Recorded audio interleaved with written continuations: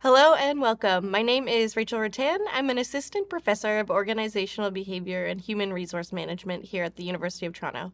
I'm an expert in compassion, moral judgments, and values. I'm here to answer your questions about workplace compassion. Welcome to my office hours.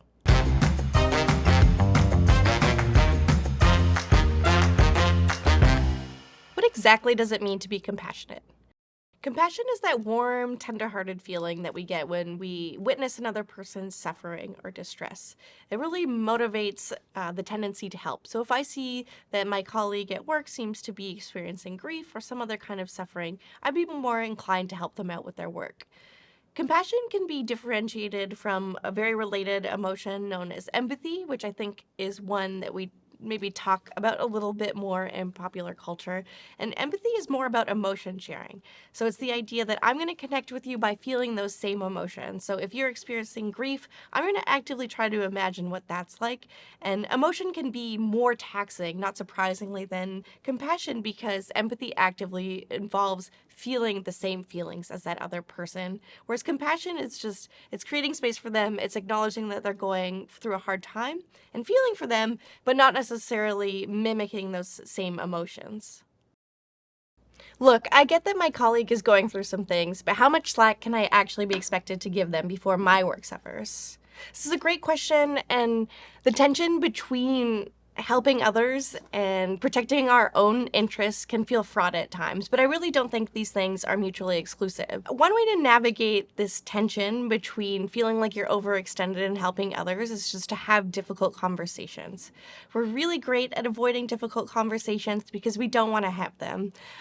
It's awkward, it's uncomfortable to talk about personal lives sometimes at work, but it doesn't need to be. We're all people bringing our real human selves to the workplace, and just by simply asking people what's going on, trying to dig beneath the surface, we can try to solve these problems together. And just be frank. I'm happy to help a little bit. We're all working together, but I'm just trying to get a sense of the timeline or what specific sorts of accommodations you need. My company says it cares about its employees, but the burnout rate suggests otherwise. At what point does the disconnect between what a company says it cares about and how it actually acts start to hurt organizations? In general, any kind of disconnect between stated and lived values at an organization is problematic.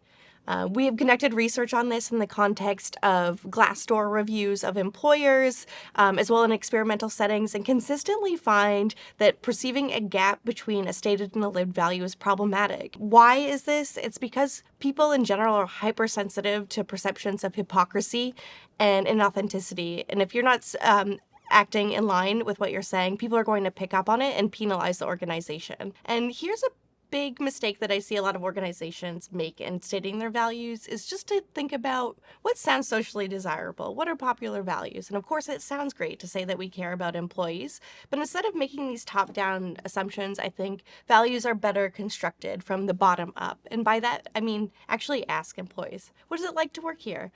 What's characteristic of a day-to-day life? Actually scour those Glassdoor reviews and see what people are saying about your organization to get a sense of the true authentic nature of the values at the workplace. So my advice here would be, if you're not a compassionate organization, don't claim to be one. How can organizations balance compassion with the need for productivity and efficiency? It's a common assumption that these things are somehow incongruent or incompatible, and that's really not the case. There's been a wealth of research to accumulate suggesting that organizations with compassionate cultures actually do tend to be more productive and efficient. There are a few different mechanisms at play here. One is connected to something like a self-fulfilling prophecy, where if I treat my employee like they're going to achieve great things, they're more likely to give that back to me. The other thing is connected to notions of indirect reciprocity and feelings of gratitude. So what do I mean by that? If I can recognize that I've made my way through this organization by being helped and supported, I'm actually more likely to in turn help other people. And this creates this positive cycle of help and support, which is ultimately good for performance in the long run. I have 0 F's to give today. How do I tell people professionally to keep their drama to themselves? I think it's totally okay and appropriate to exert boundaries in the workplace. This might take Of course, polite language, like, I don't have the emotional bandwidth today necessarily, and that's okay. We can also create space for ourselves to maybe not get in the drama in the day-to-day of the workplace. But when it comes to real grief or suffering or difficulty in the workplace, I want to make a distinction between empathy and compassion. Now, empathy is what we do when we share emotions with someone else. So if my colleague is sad, I'm imagining what that feels like, and I feel sad myself. By contrast, is me keeping some emotional distance, not sharing that emotion, but recognizing that that's a difficult situation for somebody and caring for them, but not necessarily feeling sad myself. So I might validate their feelings, say, hey, I really understand that you're going through a tough time, and if there's any way that I can support you, that's great. So express concern, validate their feelings, an intention to help without necessarily having to share in those same negative emotions yourself. And we've started to accumulate evidence to suggest that while empathy is very taxing for people, compassion is less so. So if you have 0 Fs left, but people are really seeming to struggle, I would try to start by not actively mimicking their emotions, but maybe just, again, giving them compassion from a distance. Can you teach the workplace bully to play nice? Of course, people are really different. A lot of research in personality psychology has revealed that we vary along a trait known as agreeableness. So some people are more naturally inclined to be compassionate and kind, whereas others are a little bit more rude, hostile, and focused on themselves. That said, humans are social creatures, and we're really inclined to pay attention to norms and culture and values, especially at the workplace. So if the workplace really, again, starts to set a compassionate tone from the top, it becomes harder and harder to be a bully. If we're saying, hey, this isn't what we do at this workplace, even if someone's inclination is to be a jerk at work, the more that they're the odd one out, the harder that that's going to be to do.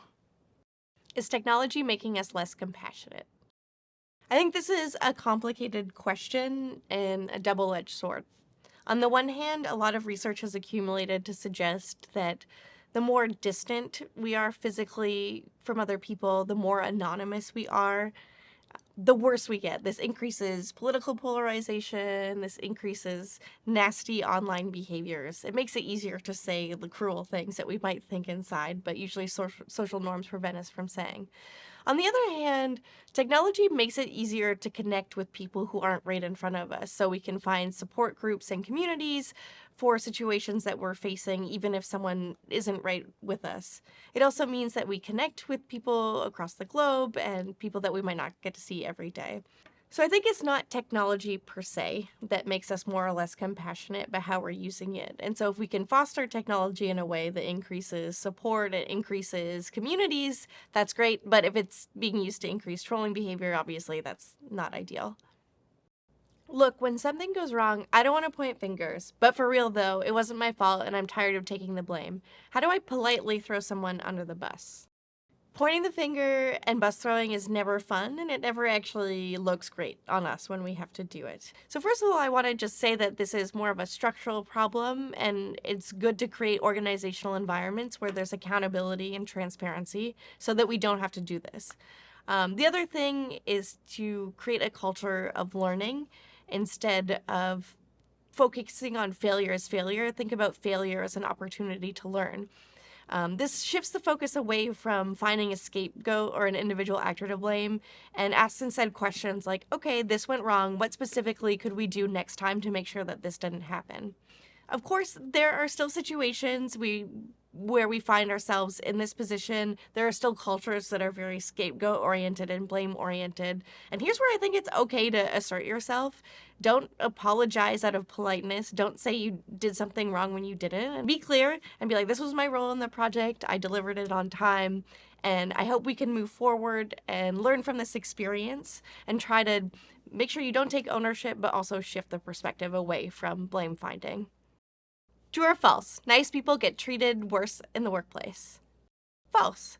There has actually been a bunch of research to accumulate to suggest that pro-socially oriented individuals, people who are more agreeable at work, tend to do well in the workplace. Part of this is we grant more social status and better reputations to people who are helpful to others, who treat people with kindness and respect. You want to walk the line between, of course, being supportive of your colleagues, helping them out, but also making sure that that's not getting taken advantage of. And here's where exerting boundaries can be okay. If you get the sense that maybe people are exploiting your agreeableness, maybe say no again in the future.